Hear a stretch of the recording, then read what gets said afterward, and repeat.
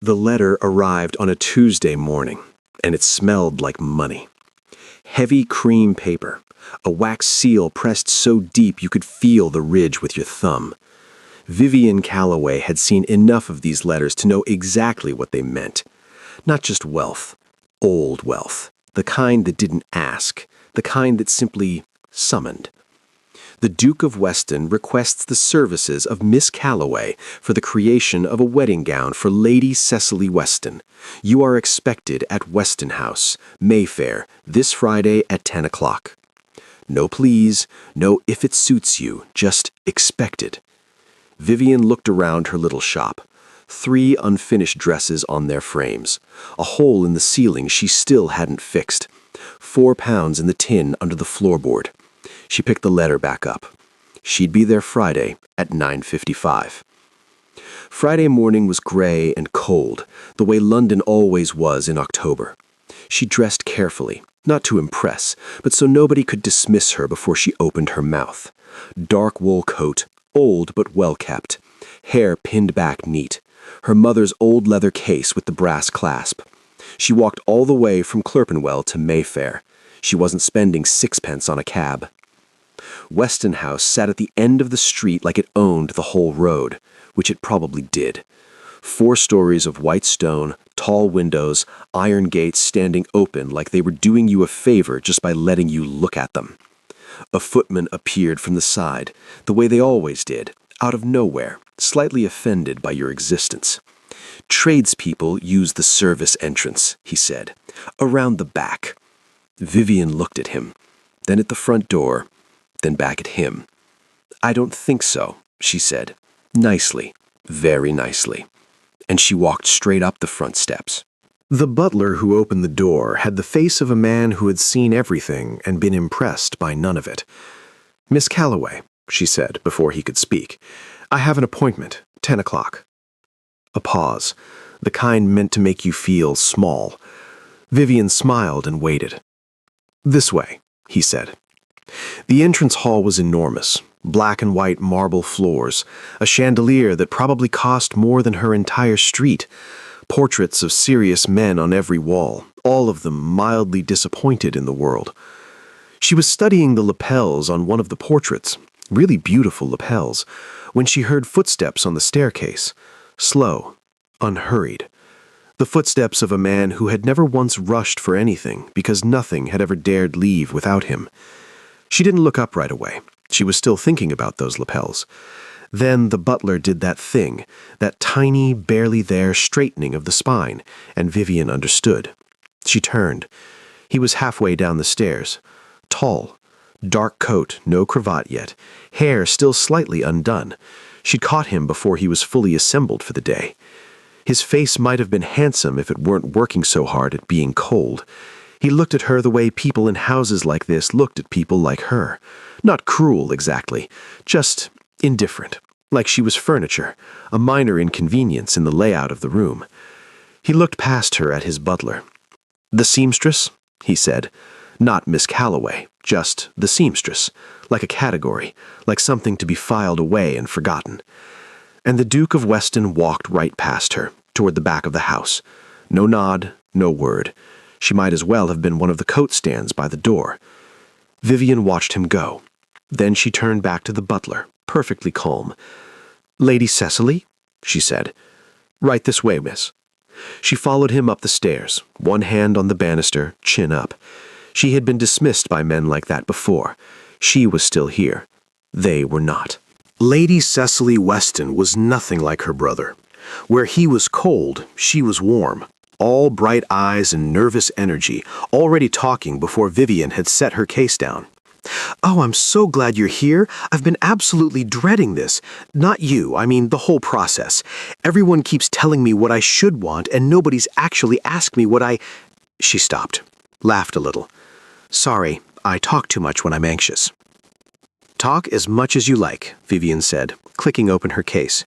It helps me understand what you actually want instead of what everyone else thinks you should have. Cecily blinked, then smiled, a real one, not the practiced kind. I think I'm going to like you, she said. Most people do, Vivian said, pulling out her measuring tape. Eventually.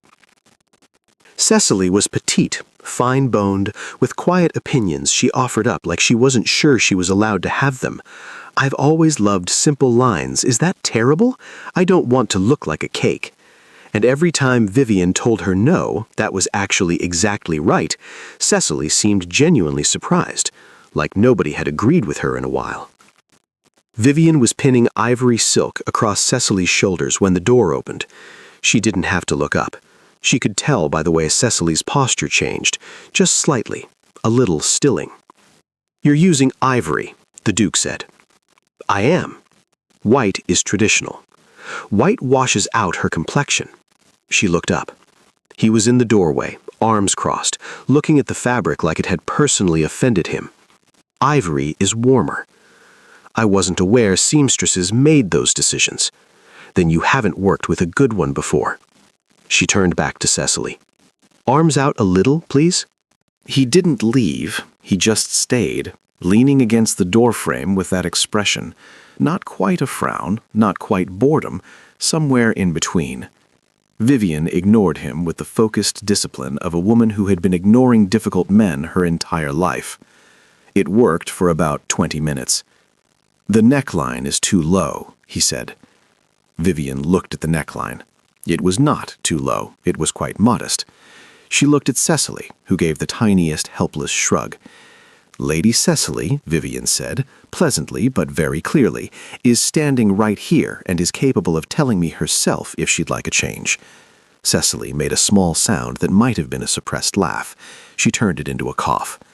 This went on for the better part of an hour.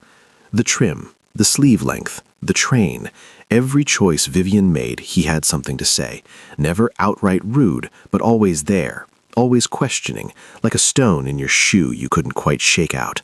Vivian answered every comment, calmly, directly, firmly enough to make clear she wasn't moving. She could tell it was getting to him, not because he raised his voice, but there was a tightness around his jaw that hadn't been there at the start, and the indifference in his expression had shifted into something more like frustration, which, in Vivian's experience, was what happened to men like him when they realized a conversation wasn't going the way they'd planned. She pinned the last corner of the silk and stepped back. "There," she said. "That's the dress." Cecily looked at herself in the mirror, and her whole face changed. "Oh," she said softly.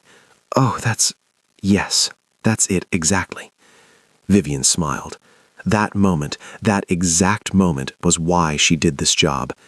Then the Duke spoke. "You are very sure of yourself," he said, "for a seamstress." Vivian turned around slowly. There it was. She'd been waiting for it. Men like him always got there eventually. When the quiet dismissals didn't work, when the interruptions didn't work, they reached for the thing they thought would finally put you in your place. She looked at him.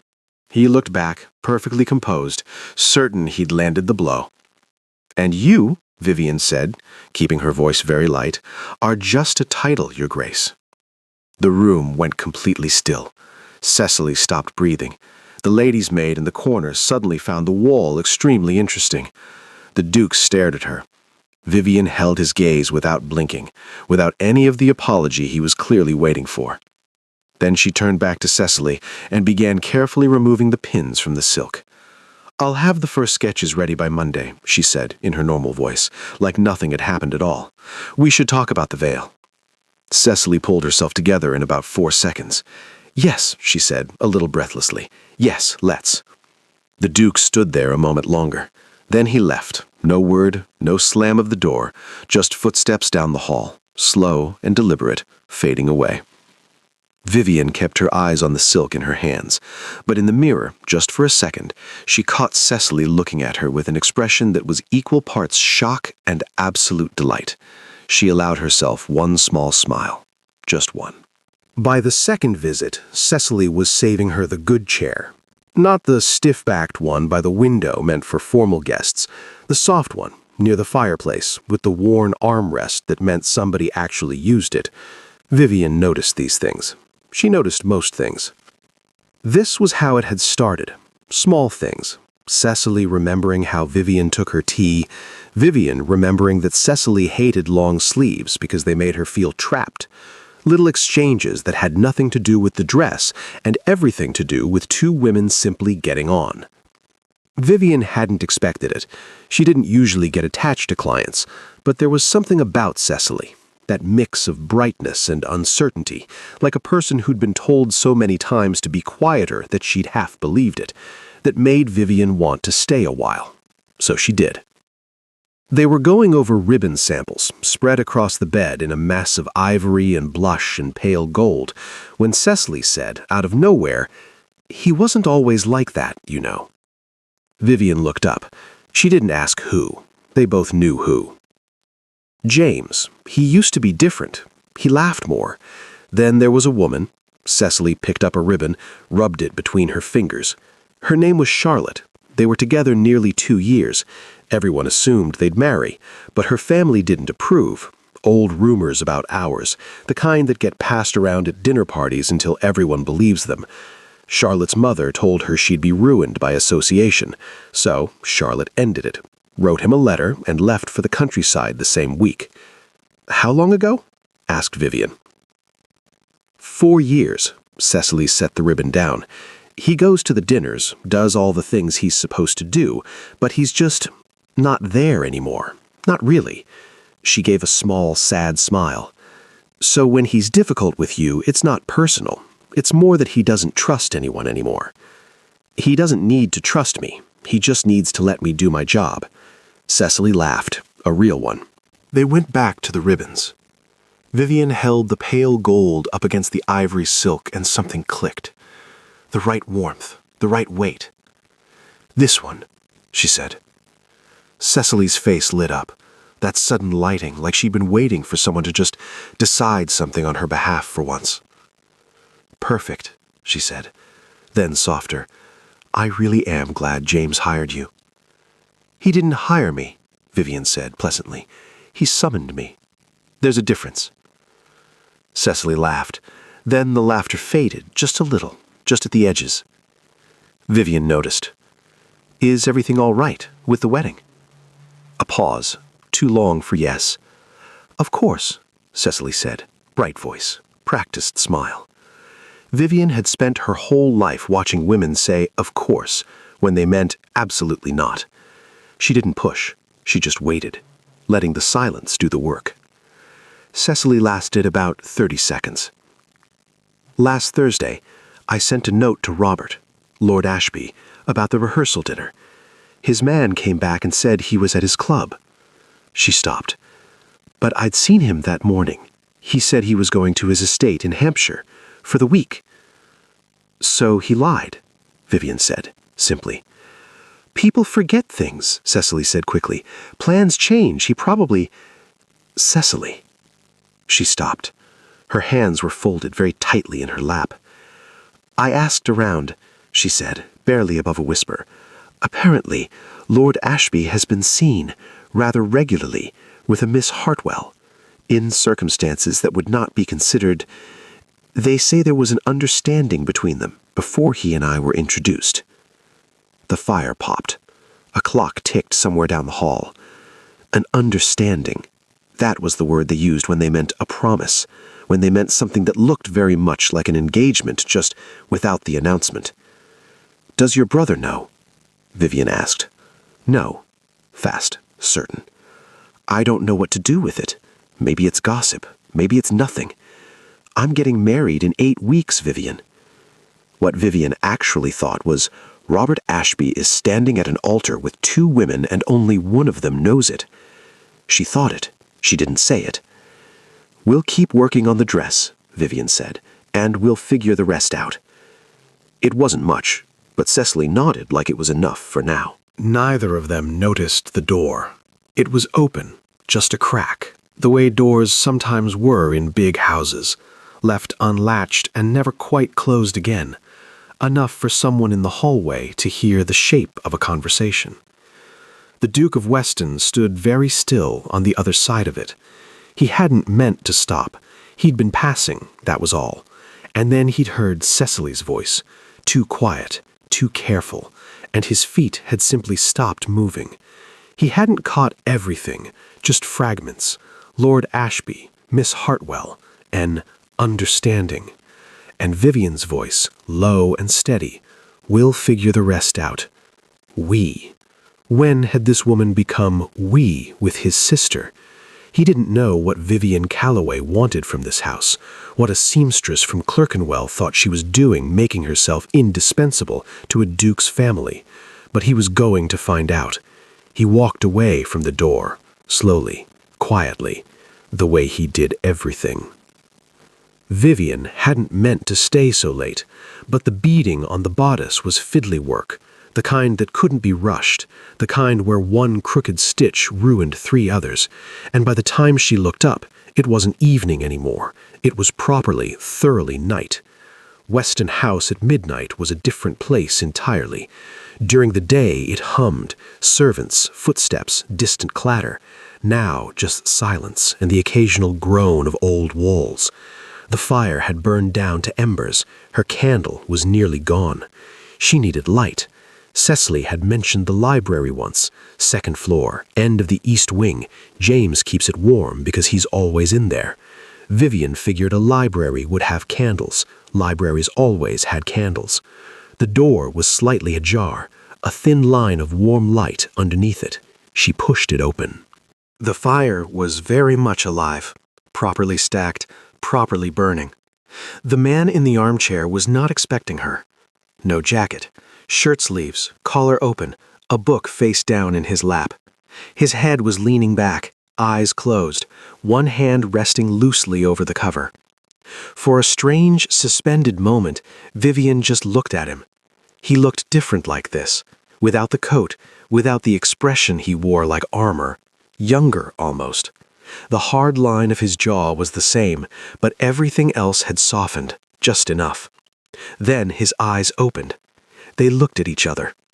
Miss Calloway. His voice was different too, lower, the careful social polish worn off at the edges. Your Grace.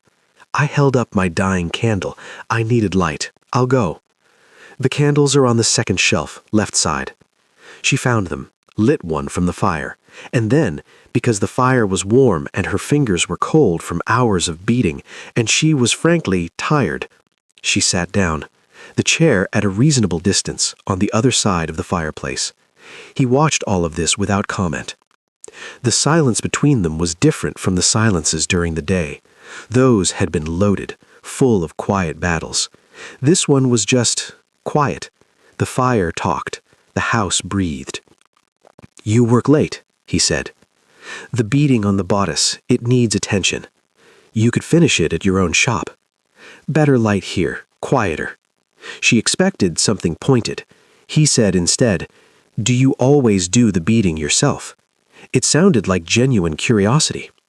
For important pieces, yes, she said. I don't trust anyone else with it. Why not? Because it matters. Simply, without emphasis. The bride wears this once. She remembers it her whole life. Every stitch matters. He was quiet, turning her over in his mind the way he did, like a problem he was trying to find the angle of. That's not how most people in your trade think, she said. I'm not most people. No, he said, and there was something in his voice she couldn't quite name. You're not. She should have taken her candle and said goodnight. Instead, she said, Cecily told me about Charlotte. She felt him go still. Not visibly, but something in the room changed. She wasn't gossiping, Vivian said, eyes on the fire. She wanted me to understand. A long pause. And do you? Quiet, not angry, just careful. I understand that someone let you down, she said, and that it changed things. It didn't change things, he said. It clarified them. She looked at him, staring at the fire, jaw tight, but his voice was not bitter. Matter of fact, like a man who had made peace with something by deciding it wasn't worth fighting. What did it clarify? He glanced at her, a flicker of surprise that she'd pushed. That people will always choose what protects them, in the end, whatever they say before the end. That's not wrong, Vivian said. He raised an eyebrow. He'd clearly expected disagreement. People do protect themselves. Most people. She looked back at the fire. My mother didn't. She hadn't meant to say that. It just came out, the way things did late at night in warm rooms when your guard had been down for a while. He didn't push. He just waited. Which was, she was beginning to understand, what he did when he was actually listening. She was a seamstress, too. Actually, she was better than me. She could look at a piece of fabric and just know what it wanted to be. She paused. She died when I was 19. Fever. Very fast. She left me the shop, the tools, and her sewing machine, this old iron thing that weighs about as much as a small horse. Something moved across his face. Not pity, something quieter than that. Do you still use it? He asked. Every day. A silence, a good one. And your father? Vivian's hands went very still. She'd always had her answer ready, the clean, easy one that didn't require follow-up. I don't know, she said. Which was true. It was just not all of the truth. She felt his eyes on her face. Whatever he saw there made him not ask the next question. He had the intelligence, she was realizing, to know when a door was closed. He looked back at the fire. I'm sorry, he said quietly, about your mother. 3 words, no fuss, no performance. Vivian looked at him, really looked at him for the first time, without either of them trying to win something. Thank you, she said. The fire burned. The clock on the mantel ticked. Neither of them moved for a while. She left 20 minutes later, candle in hand, shoes quiet on the marble floor. Walking back through the dark house, she noticed something that hadn't been there when she arrived. She couldn't quite remember when, in the past hour, she had stopped wanting to leave. It was Cecily's idea. Or rather, it was presented as Cecily's idea, which Vivian was fairly certain meant it had actually been someone else's suggestion entirely. The fabric samples needed a final approval in natural light. Lady Pembroke's Thursday afternoon tea happened to fall at the right time. Lady Pembroke happened to have a south-facing drawing room with excellent windows. And so, somehow, Vivian found herself in a carriage with Cecily and the Duke of Weston, heading to Mayfair with a leather case full of fabric samples on her lap. It's just a small gathering, Cecily said, in the tone of someone who knew perfectly well it wasn't. Across from her, the Duke looked out the window and said nothing. Just look at the fabric, do the job, go home. Lady Pembroke's house was not small. Neither was the gathering. The drawing room was full. 20 women at least, arranged in careful clusters with their teacups and their careful smiles, all of them turning as one when Vivian walked in behind Cecily. She felt it immediately, that shift in the air, eyes moving over her, coat, case, face, and then moving to each other with the small, quick language of women who had known each other for years. Lady Cecily, a woman materialized from the left, tall, somewhere in her 50s, the kind of face that had been beautiful once and had since decided to become formidable instead. Lady Pembroke, Cecily smiled. Thank you so much for having us. Lady Pembroke's eyes moved to Vivian, moved over her, moved away. And you've brought your seamstress. The word landed the way it was meant to. Not quite an insult, just a category, a reminder. Miss Calloway, Cecily said warmly, she's making my gown. How practical, Lady Pembroke said, and turned back to Cecily.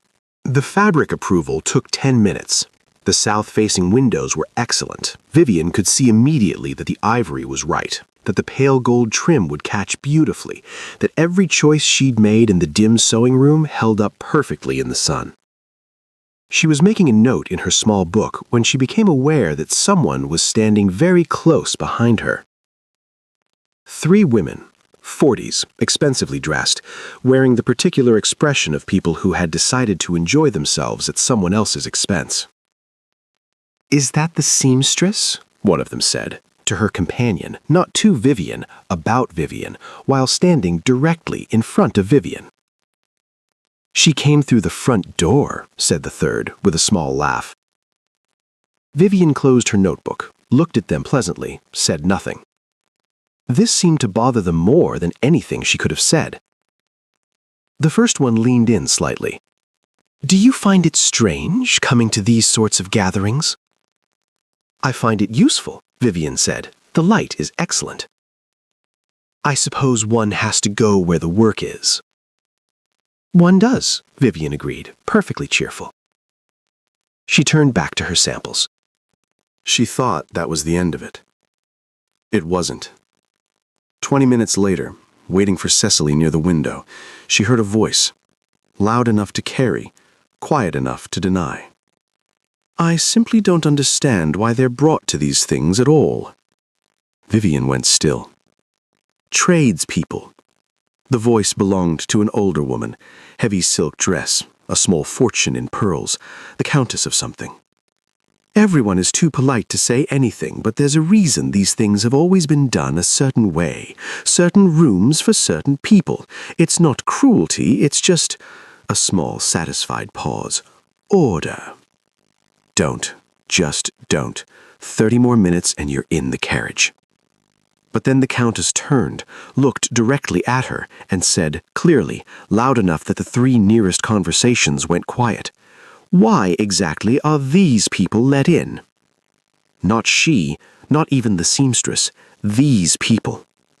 The room held its breath. Vivian turned around slowly. She had her answer ready. She always had her answer ready. Something clean and sharp that would make the point without giving anyone the satisfaction of seeing her rattled. She opened her mouth, and then a voice came from her left. "Because I invited her." She hadn't heard him come up beside her.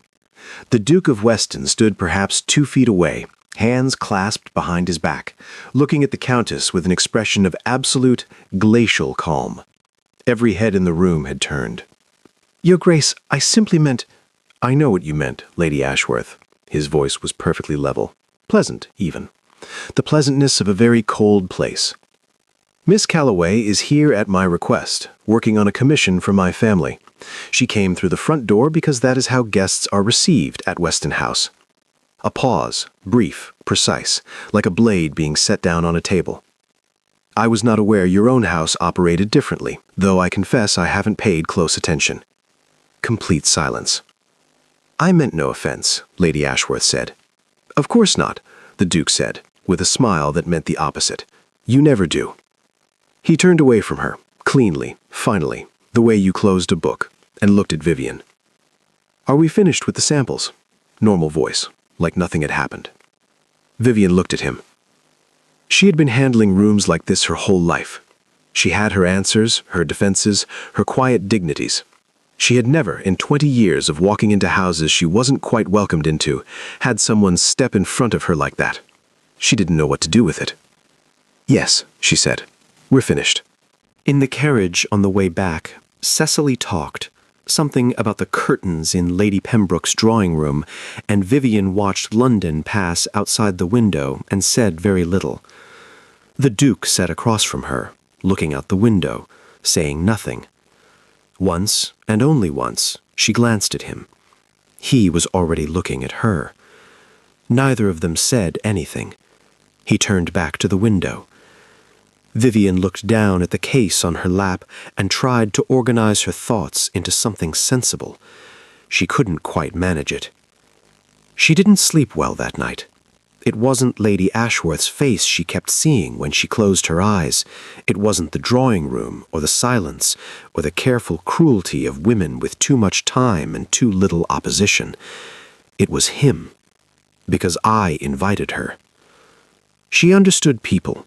She'd made a quiet study of them her whole life. She understood Lady Ashworth. She understood Cecily. She even understood the Duke's coldness, his walls, his careful distances. What she did not understand was why he had stepped forward in that drawing room. There was no benefit in it, no social advantage. If anything, it had cost him something. So why? She gave up on sleep around 2 in the morning, wrapped herself in her mother's old shawl, and went downstairs to the shop. The shop at night was its own kind of company. The dresses on their frames, the bolts of fabric, her mother's sewing machine sitting solid and heavy in the corner. She lit a candle and sat at her work table and didn't pick up a needle, which meant she was more unsettled than she'd admitted to herself. After a while, she reached under the table. A wooden box, the latch slightly bent from being dropped once and never fixed. She opened it once or twice a year when something pushed her toward it. Her mother's things. A small portrait, badly painted but recognizable. A ring with a chipped stone. A pair of gloves, unworn, the kind you kept for best and then never wore because best never quite arrived. And at the bottom, letters. 6, maybe 7. Ordinary things, mostly. And one that was different. She unfolded it. Her mother's handwriting, the particular slant of it, the letters leaning slightly right as if always in a hurry. My lord, I write to you for the last time, as I have written twice before without answer. I ask not for anything you are willing to give. I ask only that you know she exists. She is healthy. She's clever. She looks like... The sentence ended there, crossed out with a single firm line. She will want for nothing that I can provide. I ask for nothing in return, but I thought you should know. E.C. Calloway. No date, no address. It was a copy, Vivian had always assumed.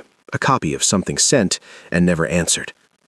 But there was a name, at the very bottom, written in a different hand, darker ink, the handwriting of someone who had received this letter and noted the name for their own records. Lord Aldrich Beaumont. Vivian had looked at that name before and set it aside. Tonight, something was different. The past few weeks had shifted something in her, made her less willing to leave questions unanswered. She went to the small bookshelf at the back of the shop, found the Directory of the Peerage, 8 years old, slightly out of date, but thorough. Beaumont, Aldrich Francis, Baron of Wenthorpe, born 1891. A handwritten note beside the entry, struck from Society 1836. Scandal, financial, whereabouts unknown.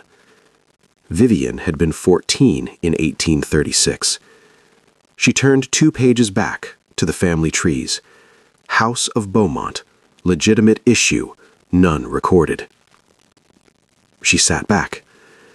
If her mother's letter meant what she had always half suspected it meant, then Vivian was not legitimate issue. But she was still issue.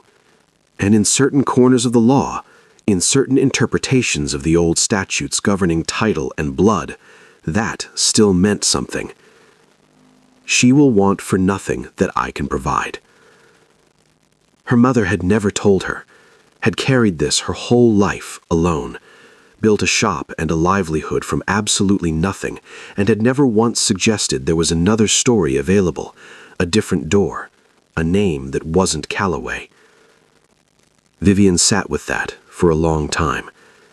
Then she closed the book, folded the letter back into the box, and latched it shut. She brought it up the next afternoon. Not intentionally, or not entirely. Cecily had been called away briefly, and Vivian found herself alone in the sitting room when the Duke appeared in the doorway with a letter in his hand, looking for his sister and finding the wrong person instead. He stopped. Cecily will be back shortly, Vivian said. He nodded, didn't leave, set the letter on the side table. He looked for a moment like he was going to say something about Thursday, and then clearly decided against it. Do you know the name Beaumont? Vivian said. She hadn't planned it. It came out the way the comment about her mother had in the library, sideways, unbidden, before she'd properly decided. She looked up, and she saw it. Small, very small, the kind of change you'd miss if you weren't watching carefully. A stillness that came over him too fast, a flicker behind his eyes. A fraction of a second where the careful, composed face of the Duke of Weston was replaced by something unguarded and a little raw. He knew the name. Where did you hear that? His voice was almost perfectly level. Old correspondence, she said carefully. Lord Aldrich Beaumont. I wondered if you knew of him. He was looking at her with an expression she hadn't seen before. Not the hostility of the early days, not the thaw in the library. like a man reassessing a situation he thought he'd understood. "Why are you asking me?" he said. "Because you reacted just now," she said simply, "when I said the name." A pause. Longer this time. "Beaumont was known to my family," he said, peripherally, a long time ago. He looked at her steadily. "Why does a seamstress from Clerkenwell have correspondence involving Aldrich Beaumont?" Quiet, but pointed. "I'm not entirely sure yet," Vivian said, which was the most honest answer she had. He looked at her, that turning something over look, and she had the distinct feeling that whatever he knew about Beaumont was more than peripheral, and that he was deciding right now how much of it to say. Before he could say anything, Cecily's voice came from the hallway, bright and apologetic, and the moment closed. The Duke straightened, picked up his letter, looked at Vivian one last time.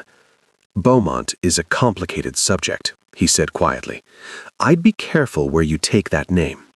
Then Cecily came through the door and the room filled up again, and Vivian turned to her fabric samples and her pins and the ordinary business of the afternoon. But she felt his eyes on her back for a long time after. He came to find her. That was the thing she kept coming back to afterward, not the other way around. It was a Saturday, no fitting scheduled, but Vivienne had come anyway to finish the sleeve work, and Cecily had gone out for the afternoon, and the house was quiet in that particular weekend way. She'd been working about an hour when she heard footsteps in the corridor. Unhurried, deliberate. She knew those footsteps. He knocked, which she had never done before. "Come in," she said. He was in his riding clothes, still carrying a faint cold air quality about him, his hair slightly wind-blown, less assembled than usual. She was beginning to think she preferred him that way, which was information she kept very firmly to herself. "You asked about Beaumont," he said. "I did. I've been thinking about it since." He moved to the window, stood with his back to the glass, arms crossed, looking at the middle distance in the way he did when organizing his thoughts. "I'll tell you what I know, but I'd like to understand first, where did the correspondence come from?" Vivienne set down her needle. She still wasn't sure it was wise to say any of it to this man in particular, but she was increasingly sure it was necessary. "It was my mother's, a letter she wrote to Beaumont. She wanted him to know," she paused, "that I existed."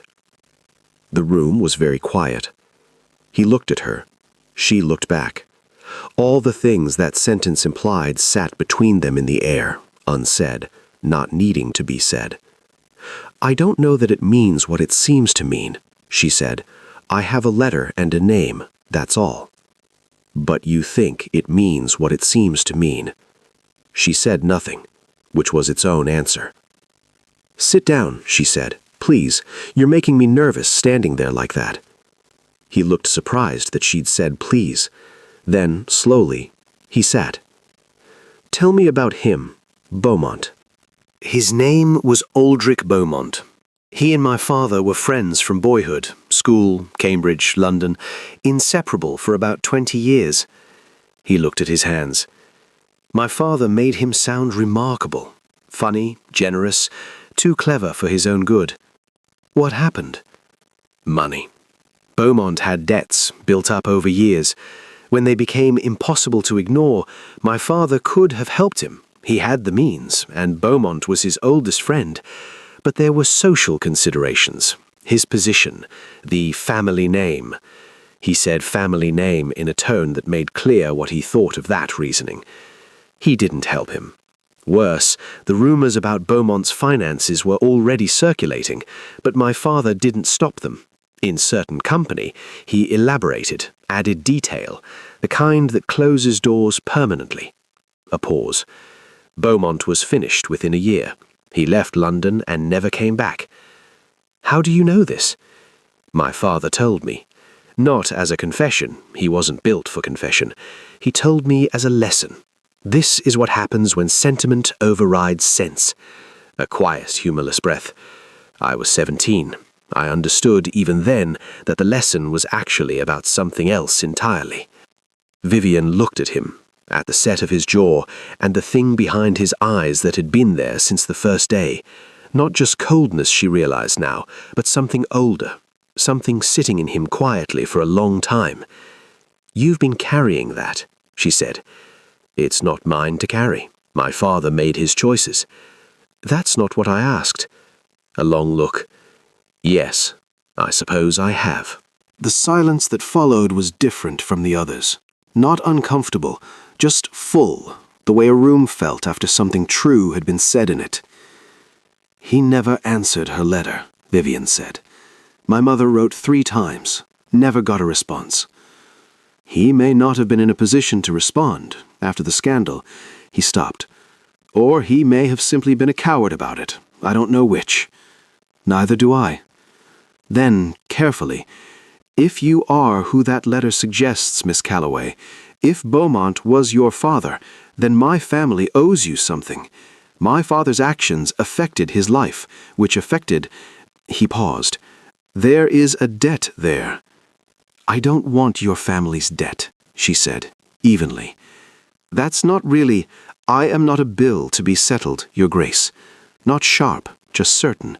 Whatever happened between your father and Beaumont is not something I need you to fix. I have a shop, I have a trade. I have built everything I have with my own hands." He stared at her. She stared back. And then, slowly, starting somewhere around his eyes, he smiled. Not the controlled social smile she'd seen him use in drawing rooms. A real one. Small, surprised, like something had caught him off guard. Then, quietly, he laughed. Barely there, but real, completely, unmistakably real, and it changed his whole face. Vivian found herself entirely unprepared for what that did to her composure. "I'm not sure anyone has ever told me my help is unwanted," he said. "I'm sure plenty of people have thought it. They were simply too polite. And you are not too polite. I am exactly polite enough. I have very precise calibration." He laughed again, just a breath of it, and shook his head, looking at her with that expression she still couldn't fully name. She wasn't sure exactly how it happened. She'd been reaching for the pincushion on the small table beside her, thinking about getting back to the sleeve. They'd been talking long enough. He leaned forward at the same moment, perhaps to stand. Their hands met on the arm of the chair. Not dramatically, not the way it happened in stories, just the simple, quiet fact of his hand and hers, an inch of contact, warm and entirely accidental. Neither of them moved. She should have pulled away. He should have pulled away. The correct thing was for one of them to move and for there to be a brief mutual pretense that it hadn't happened. Neither of them did the correct thing. When she finally looked up, he was already looking at her, close enough to see that his eyes were not simply dark, as she'd assumed, but a very deep brown with something warmer underneath. "Miss Calloway," he said, very quietly. "Your Grace," she said. Then, from downstairs, a door. Cecily's voice in the entrance hall, bright and carrying. "James? James, are you home?" They moved at the same time, naturally, unhurried. Vivian picked up her pincushion. The Duke sat back. The chair was just a chair again. But her hand was warm where his had been. And she didn't look at him again for the rest of the afternoon, because she already knew what she would see. She didn't go looking for trouble. Trouble had a way of finding you perfectly well on its own. But there was a difference between trouble finding you and trouble standing directly in front of you while you did nothing, and Vivian had never been good at the second one. It started with a button. She had gone to Hartley's on a Monday morning to collect a trim order when she heard a voice she half recognized. 2 women near the window, looking at lace samples. One of them she didn't know. Young, pretty, a little pale, the kind of pale that came from not sleeping well. The other was Mrs. Hartwell. Mrs. Hartwell was saying, in a low but perfectly audible voice, "He'll make the announcement after the Weston wedding. Once that business is dealt with, everything moves forward." That business, Cecily. Cecily, who was 8 weeks from her wedding. Cecily, who had said, "Maybe it's gossip," in a voice that had hoped very much that it was. Vivian paid for her trim and walked out onto Bond Street. She stood in the cold October air for a moment. Then she made a decision. It took her 4 days. She was not a spy. She was a seamstress. What she had was a sharp eye, a good memory, and 20 years of moving through London in the particular invisible way that tradespeople did, present in rooms, overlooked in rooms, overhearing things that the room's occupants would never have said if they'd remembered she was there. She used all of it. By Thursday, she had 3 things. A note passed between Lord Ashby and Miss Hartwell at a concert. She hadn't intercepted it, but she'd watched it pass, and she'd watched Miss Hartwell's face when she read it, and that face had said everything about a woman who believed she was promised something. A conversation, overheard at a dressmaker's, between 2 women who spoke about the Hartwell-Ashby understanding as established fact.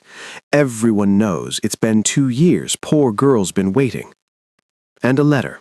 Not stolen, she would not steal, but Miss Hartwell had been at Hartley's again on Wednesday, had set her reticule down, and it had fallen, and Vivian had helped gather the contents, and for approximately 10 seconds she had held a folded note in Lord Ashby's handwriting that began, "My dearest E," and ended, "Your patience will not go unrewarded. The situation resolves itself in November." November. 1 month after the wedding. She had handed it back without expression and walked away. But she had seen it. She went to Weston House on Friday afternoon, not for a fitting. She asked for the Duke. The butler gave her a look. She sat down in the entrance hall with her hands folded in her lap and waited. 20 minutes, deliberate, she suspected. Then she was shown to the formal study, a room with a desk between them. "Miss Calloway, this is unexpected." "I know. I apologize for coming without notice." She sat without being asked. "I need to tell you something about Lord Ashby, and I need you to actually listen, which I understand may require some effort." A pause. "That's a remarkable opening," he said. "It's a remarkable situation." He set down his papers, sat. "Go on." She told him everything. Cleanly, in order, without dramatics.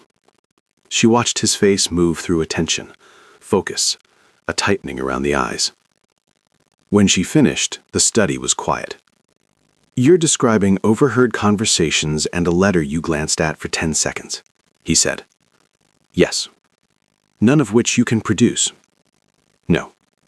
"And you expect me to act on this?" "I expect you to investigate, which you have the means to do and I don't." He stood, moved to the window. She waited. "Why?" he said, with his back to her. "You're a seamstress. You have a commission. The dress is nearly finished. In 8 weeks you'll be paid and go back to Clerkenwell." He turned around. "Why does this concern you?" She looked at him. "Because I won't let Cecily be left the way I was left," she said. It came out quieter than she intended, more naked. He went very still. "My father, whoever my father was, he knew I existed. He chose not to know me. My mother spent 19 years raising me alone and never once complained, but I saw what it cost her." She kept her voice even. "Cecily thinks she is building something real. She trusts this man, and he is standing at an altar with 2 women and only one of them knows it." She met his eyes. "I won't watch that happen." The study was absolutely silent. She saw it, what her words had done to him, moving across his face slowly like weather. Not just the information about Ashby, the other part, the way I was left, the parallel she hadn't meant to draw quite so clearly, Beaumont abandoning her mother, Charlotte abandoning him, both of them left, both of them carrying it still. He looked away first, one hand against the window frame, his back to her. When he turned around, his face was resolved. "I'll look into it, properly. I have a man who handles these matters discreetly." A pause. "If what you've described is accurate." "It's accurate." He looked at her. "Believed her." "Then Ashby will not marry my sister." Simply. Finally. It happened the following Tuesday. Vivienne wasn't there. She heard about it afterward from Cecily, in fragments, over an emotional hour in the sitting room. The Duke had moved quickly.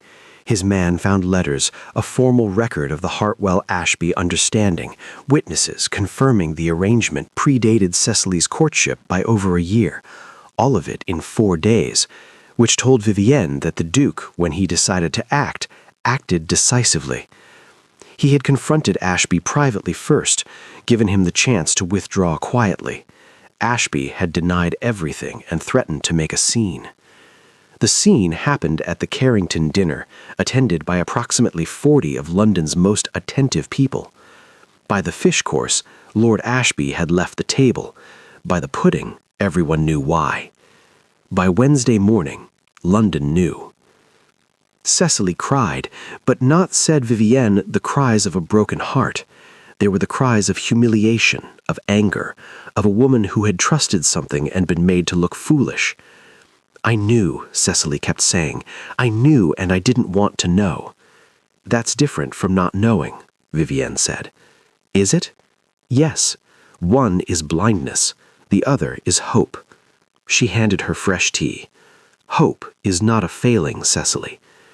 Cecily looked at her, red-eyed, undone, and underneath all of it, Vivienne could see it, something that looked quietly like relief.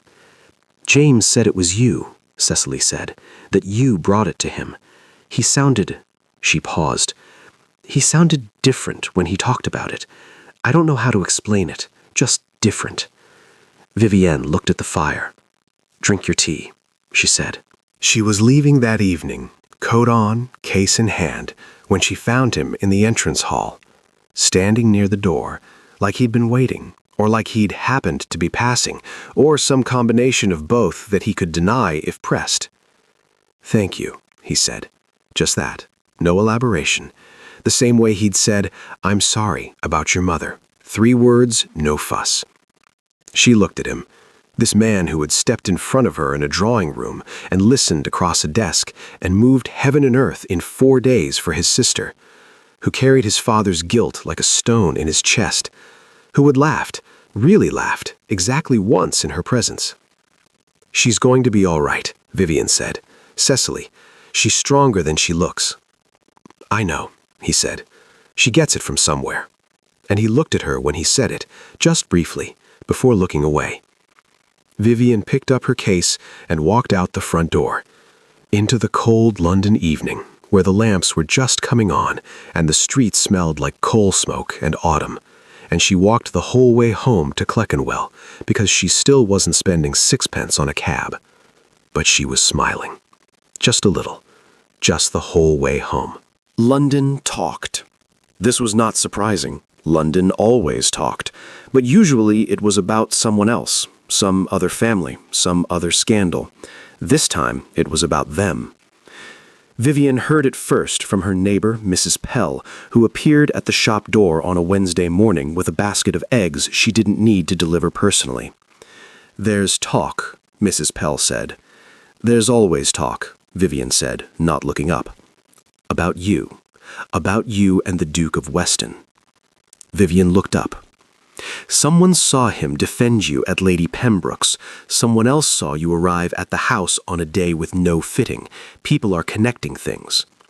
People always connect things regardless of whether there are things to connect. Vivienne, I'm a seamstress finishing a commission, that is all. Mrs. Pell looked at her for a long, unconvinced moment. Of course it is, she said, in a tone that meant the opposite, and left. By Friday, 2 clients had canceled appointments. No explanations, these things were never explained, just brief, polite notes. Vivienne read them, set them on the counter, and went back to the beating. But she felt it, that particular chill, the one that reminded her of the terms of her existence. She was tolerated when she was useful and invisible. She was not tolerated when she became visible for the wrong reasons. She knew this. She had always known this. She just hadn't, until recently, had quite so much to lose. The Dowager Duchess of Weston arrived on a Saturday morning without warning. just a carriage that stopped outside at 11 o'clock, and a woman who stepped out of it with the air of someone who did not send notes ahead because notes implied the possibility of refusal. The dowager was perhaps 60, tall, with the Duke's dark eyes and considerably less ambiguity about how she used them. She looked around the shop once. Dresses, fabrics, the sewing machine in the corner, with the brief, comprehensive assessment of a woman cataloging a place she had no intention of returning to. "Miss Calloway," she said. "Your Grace?" "Sit down, please." Polite, not a request. "I'll be direct. My son has shown you a particular attention that has not gone unnoticed. I don't know the nature of that attention, and I don't need to. What I need is for it to stop." She folded her hands in her lap. "You are clearly an intelligent woman, capable. I have no quarrel with your ability. I have a quarrel with your ambition." "I haven't expressed any ambition," Vivian said. "You don't need to. You simply need to exist in my son's vicinity, and ambition is attributed to you." Her voice was not unkind. That was almost the worst part. She wasn't being cruel. She was being practical. "My son is the Duke of Weston. He has obligations, a position that requires a certain kind of match. You understand this." "I understand it perfectly." "Then you understand that whatever has developed between you cannot continue." She reached into her reticule and placed an envelope on the work table. "For your inconvenience and your discretion." It sat there between them. Vivian looked at it, then at the dowager. "How much?" she said. "Enough to repair the ceiling," the dowager said, with a glance at the crack in the plaster, "and then some." Vivian looked at the envelope for a long moment. Then she slid it back across the table. "No, thank you," she said.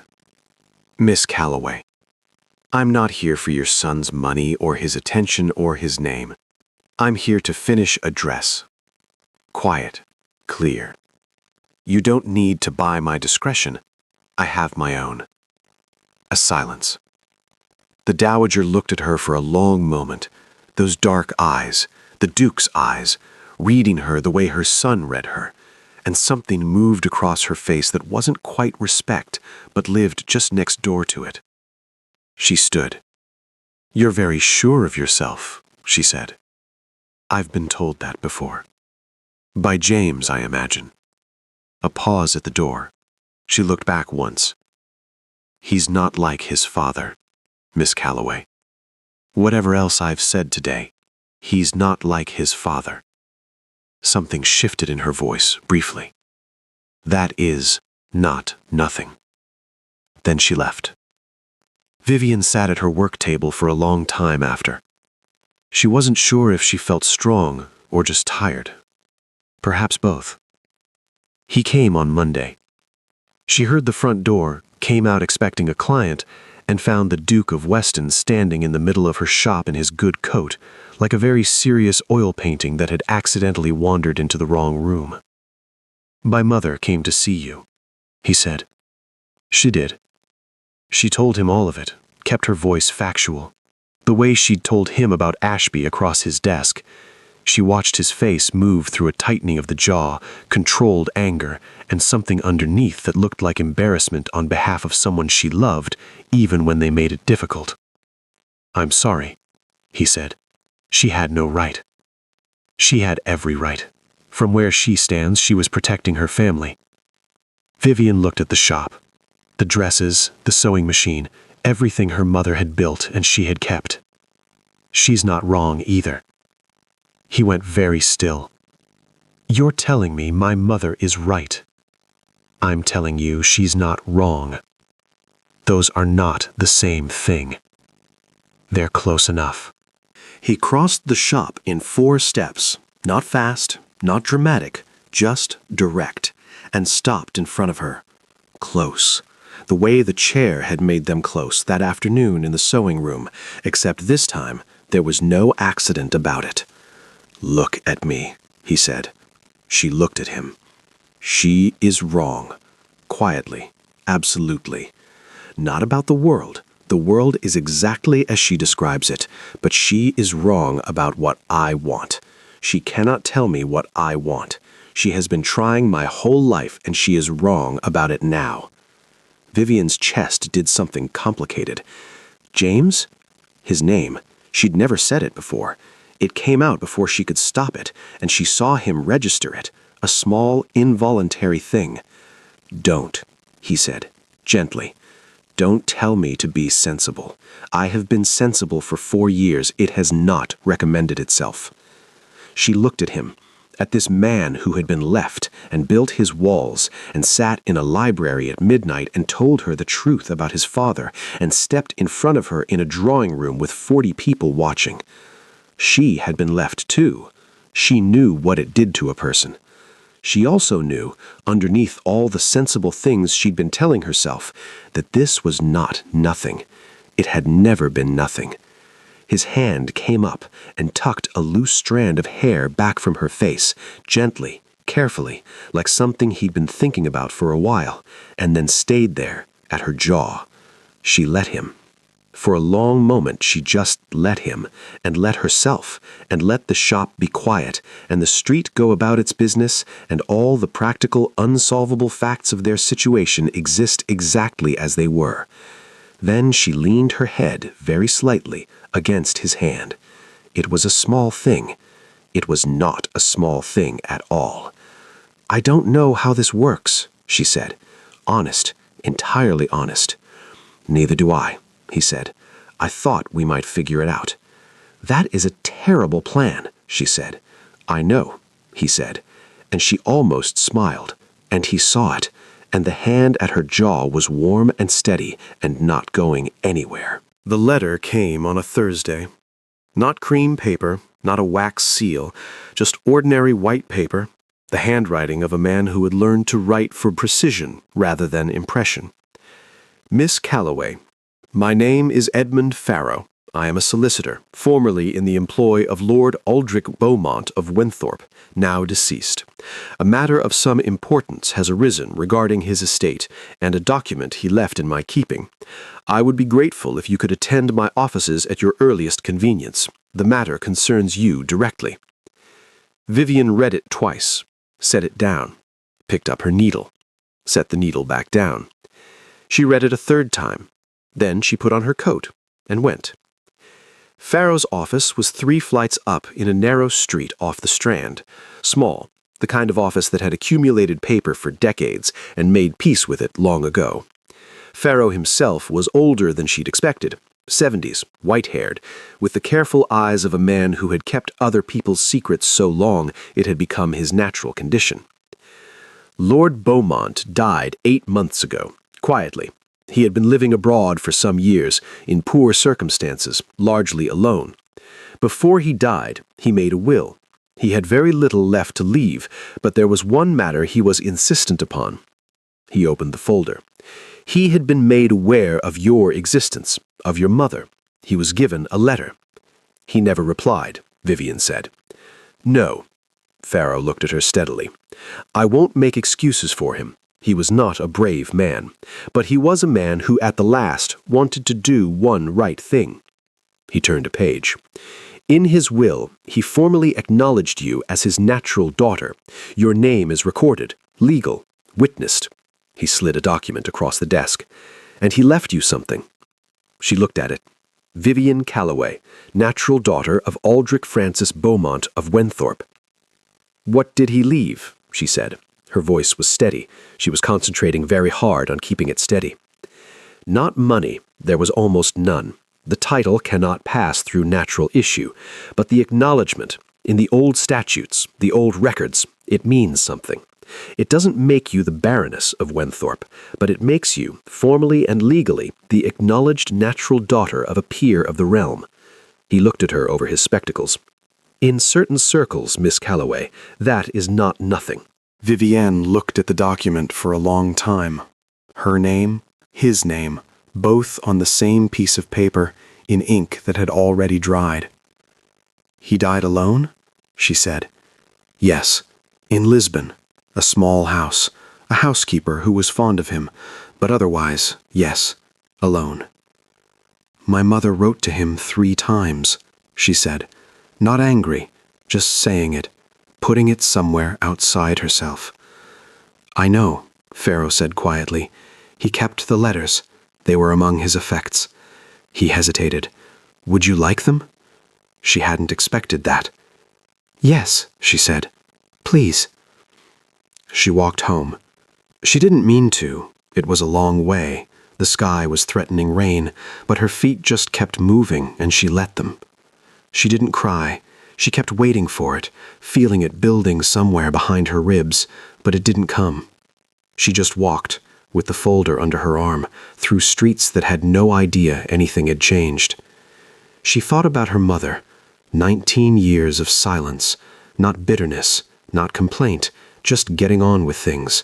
She will want for nothing I can provide. And she hadn't. She truly hadn't. She thought about a man in Lisbon she would never meet. Charming, careless, not brave enough at the important moments. A man who had kept 3 unanswered letters until he died. She thought about her name on that document. Still Calloway. She would always be Calloway, her mother's name, the name on the shop door. But underneath it now, in a solicitor's filing cabinet, something else. A door she'd never known was there, slightly ajar. She didn't know how she felt about it. She went to Weston House. He was in the library. Of course he was. The door was open. He was at the desk, writing, but he looked up immediately when she appeared in the doorway, and something in her face made him put the pen down without a word. "Sit down," he said. The same words she had said to him that afternoon in the sewing room. She noticed that he remembered. She sat in the chair by the fire and set the folder on her knee. She told him everything. Pharaoh, the office, the will, the document, the letters her mother had written that a man in Lisbon had kept until he died. Plainly, in order. No dramatics. When she finished, the room was quiet. He looked at her with attention, with the particular focused quality he had when something mattered to him. Not pity. She was grateful again for the absence of pity. "How are you?" he said. 3 words. The right 3 words. "I don't know," she said honestly. "I've been walking for an hour trying to work that out." He let the silence sit. He was good at that. "He kept her letters," she said quietly. "That's the part I keep coming back to. He never answered them. He did nothing for her whole life, for my whole life, but he kept them." She paused. "I don't know what to do with that." "You don't have to do anything with it, not today." She looked down at the folder. "He acknowledged me, legally. My name is in the records." She looked up. "It doesn't change anything. I am the same person I was yesterday. I am my mother's daughter. I make dresses. I have a shop with a crack in the ceiling. A piece of paper doesn't change any of that." "No, it doesn't." "So it means nothing." "Vivian." She stopped. He leaned forward, elbows on his knees. "It doesn't change who you are. You're right about that. You were always exactly who you are, with or without that document. But it changes other people.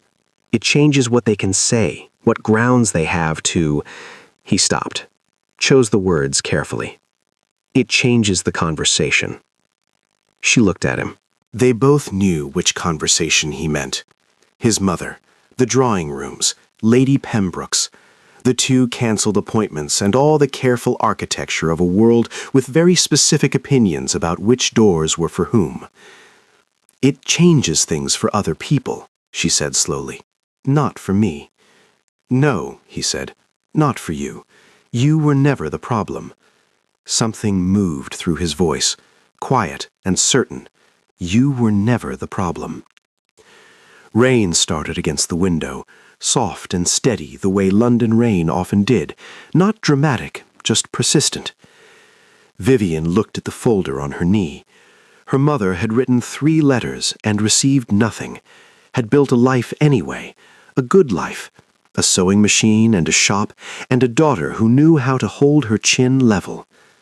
She thought about a library at midnight and a hand at her jaw, and "I thought we might figure it out." "I'm not going to become someone different because of this," she said. "I know," he said. "I don't want someone different." She looked at him. He looked back, steady and certain, and she thought, not for the first time, that whatever walls this man had built, she had somehow ended up on the inside of them, without quite knowing when it had happened. "It still doesn't solve anything," she said quietly. "No," he agreed, "but it's a start."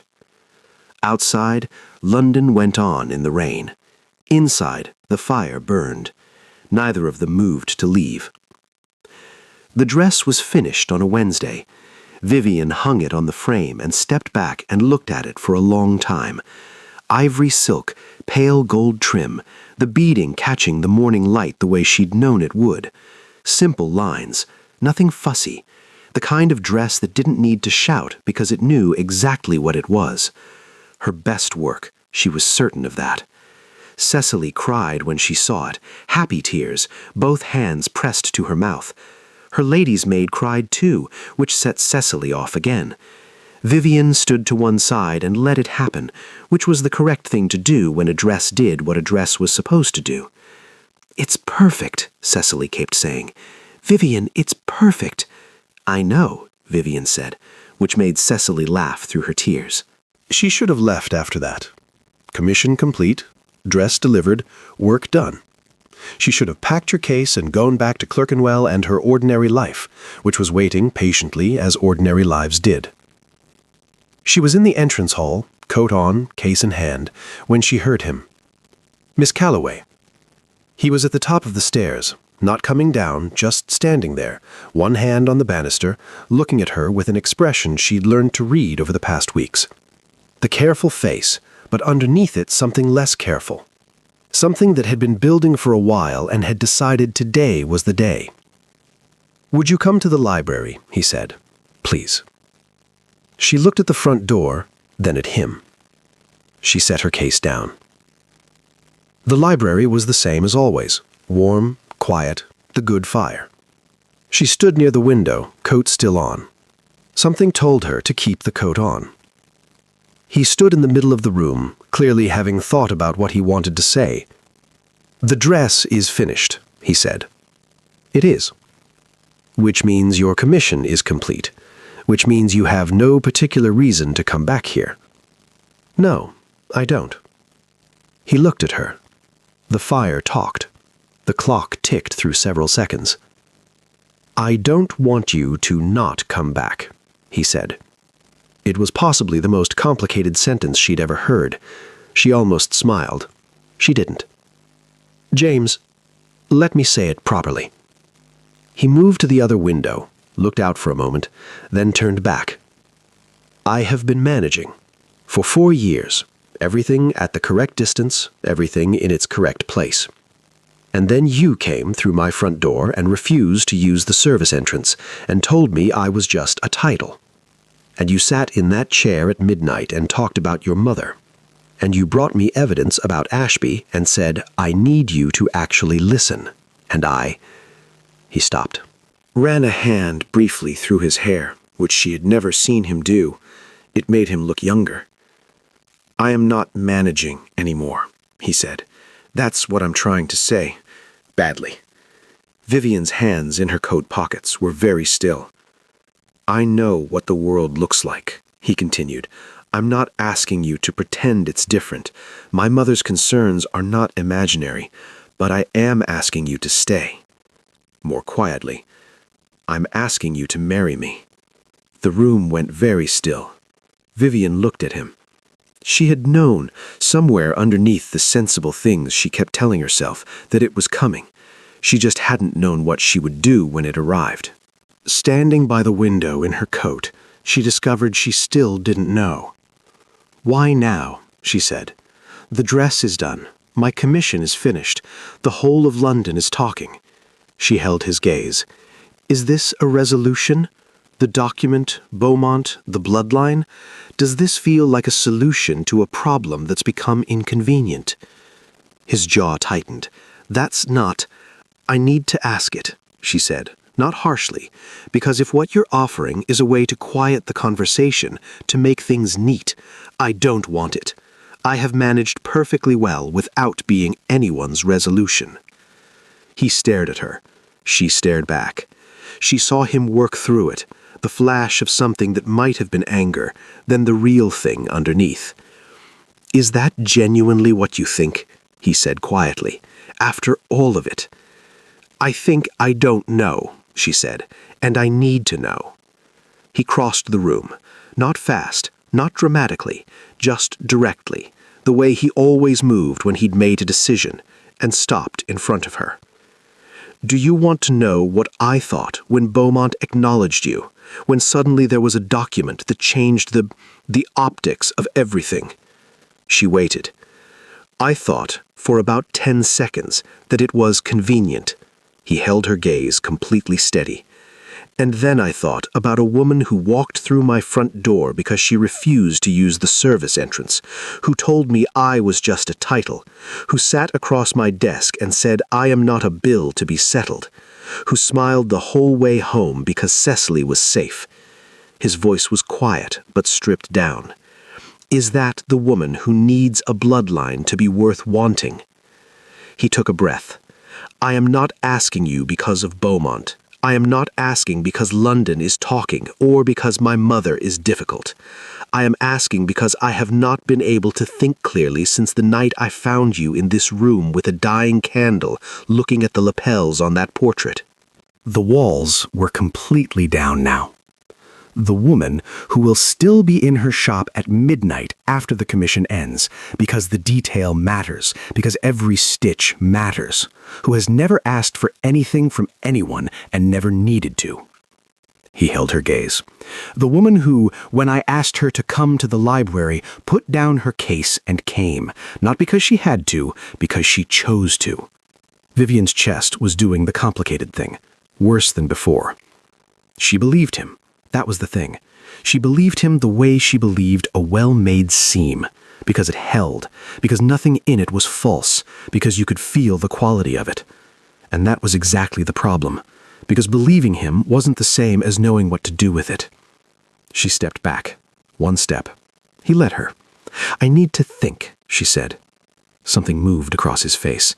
He kept it controlled, but she saw it. "I'm not saying no," she said, more quickly than she'd intended. "I just need to think." He nodded, slowly. His hands were very still at his sides. She picked up her case, wrapped her coat more closely, looked at him one more time, standing in the library, beside the chair that had become her chair, in front of the fire that was always burning when she arrived, and something pulled in her chest so strongly it almost made her reach for the doorframe. She didn't. "Good night, James," she said. "Good night, Vivian," he said quietly. She walked out of the library, down the stairs, across the marble floor, past the portraits, past the chandelier to the front door. She opened it herself.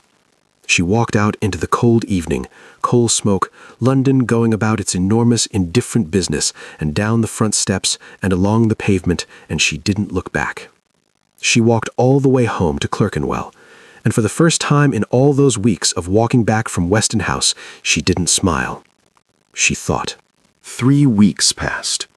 Vivian counted them without meaning to, the way you counted things you were trying not to think about, which was its own kind of thinking about them. 3 weeks of ordinary mornings, ordinary clients, ordinary work. The sewing machine in the corner, her mother's machine, heavy and solid and reliable. She fixed the ceiling. She'd been putting it off for 2 years. She called the man, had it done, stood in the empty shop afterward looking at the fresh plaster, and felt something she couldn't quite name. Not closure, just one thing finished. She took on new commissions, the ordinary fabric of work which had always been enough before, and was still good, just quieter than it had been. The particular quietness of a room where something used to be. She didn't go to Weston House. He didn't write. She told herself this was the right shape of things. She told herself in the morning over tea, and in the evening over the same cup gone cold, and in the hours between when she was supposed to be sleeping and wasn't. She was very convincing, mostly. Cecily came on a Tuesday. No carriage. She simply appeared at the shop door in a plain coat, looking like a woman who had deliberately left the trappings of Weston House behind her for the afternoon. She bought a pair of gloves she almost certainly didn't need, and sat in the customer chair for an hour and talked about everything except her brother, which meant she talked about almost nothing else. She started, once, then stopped. "You don't have to," Vivian said. "I know." Cecily looked at her gloves. "He's been writing early in the mornings. He only does that when he's working through something." A pause. "He doesn't say anything. He never says anything, but I know." Vivian kept her eyes on her needle. "He's all right?" she said, meaning it as a question. "He's James," Cecily said, which was its own answer. She left an hour later, kissed Vivian on the cheek in a way that felt like a message she was delivering on someone's behalf, and walked back out into the afternoon. Vivian sat at her work table for a while after, not sewing. Then she sewed. She was thinking about him on the morning the door opened. This was not unusual. She had been thinking about him with some regularity for 3 weeks, which was inconvenient but apparently unavoidable. She was thinking about the library and the chair, and "I thought we might figure it out." And then, for the first time, clearly, a thought arrived fully formed, the way the right solution to a difficult seam sometimes did. Ordinary wasn't enough anymore. It had stopped being enough approximately the night she'd sat in the library with a dying candle and told a man about her mother's sewing machine. She had been treating it like a problem to be solved, like a seam to be checked, like something that needed to be correct before she could proceed. But the truth was simpler and considerably more frightening. She wanted him. Not his name, not his house, not the document in Pharaoh's filing cabinet, just the man who had laughed exactly once in her presence and kept a library warm and stepped in front of her in a drawing room without being asked. That was the truth. It had been the truth for a while. She had just been very busy not looking directly at it. She set down her needle. The shop bell rang. He was standing in the doorway. No good coat, a plain, dark one, the kind you wore when you weren't going somewhere to be looked at. Hair slightly windblown like he'd walked and not thought about it. He looked, she thought, more like himself than she had ever seen him, less assembled, less managed. Just James. In his right hand, held slightly out, almost offering, almost awkward, entirely unlike him, was a small pair of scissors, silver-handled, the ones she used for detail work, the ones she'd had since her mother died, that had somehow ended up left behind in Weston House. She looked at the scissors. She looked at him. "I found these in the sewing room," he said. "I wondered where those were," she said. He looked around the shop. The dresses on their frames, the bolts of fabric, the sewing machine in the corner, the fresh plaster on the ceiling. He looked at all of it the way he looked at everything, carefully, missing nothing. His eyes came back to her. "I used the front door," he said. It was a quiet thing to say, small even, but they both knew what it meant. All of it, the whole history of it, from the first morning when a footman had pointed toward the service entrance and she had walked up the front steps anyway. The full circle of it. The fact that he had come here, to her, on her ground, without the house and the title and the armor of all of it. Just himself, at her front door, with her scissors in his hand. Vivian looked at him for a long moment. And then she laughed. A real one, not the almost smile she'd been allowing herself. A real laugh, surprised out of her, warm and genuine, the kind that changed her whole face. She saw what it did to him, the softening, the man underneath the Duke surfacing completely. He smiled, fully, the rarest thing she had ever seen in that face. "There it is," he said quietly. "Don't make it a thing," she said, still smiling. "It's absolutely a thing," he said.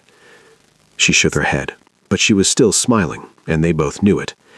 She came around the work table, crossed the shop toward him, not fast, not hesitant, just steady, the way she did everything important.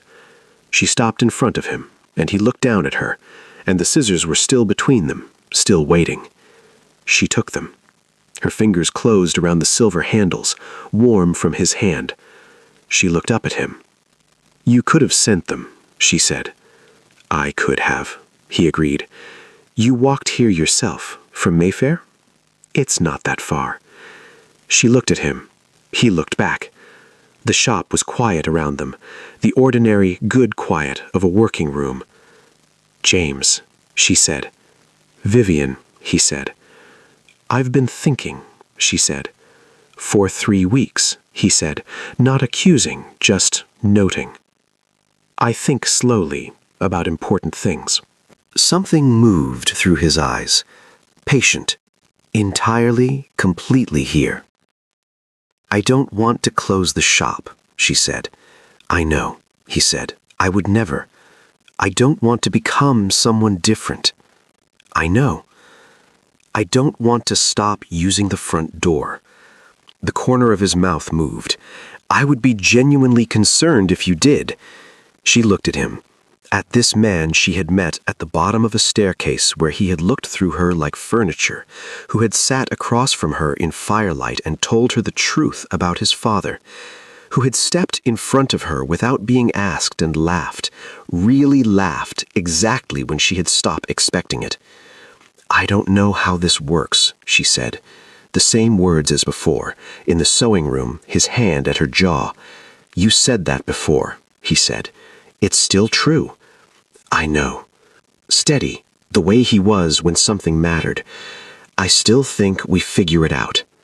She took one step forward, just one, closing the last of the distance, in her own shop, on her own ground, by her own choice. She put her free hand against his chest, flat, steady, and felt him breathe. "All right," she said quietly. His hand came up and covered hers, warm, certain. "All right," he said. Behind them, the front door stood open. She hadn't closed it when he came in. The morning air moved through it gently, cool, clean, carrying the faint sounds of the street, a cart going past, someone calling to someone else, London doing what London always did with complete indifference to the small important things happening inside its buildings.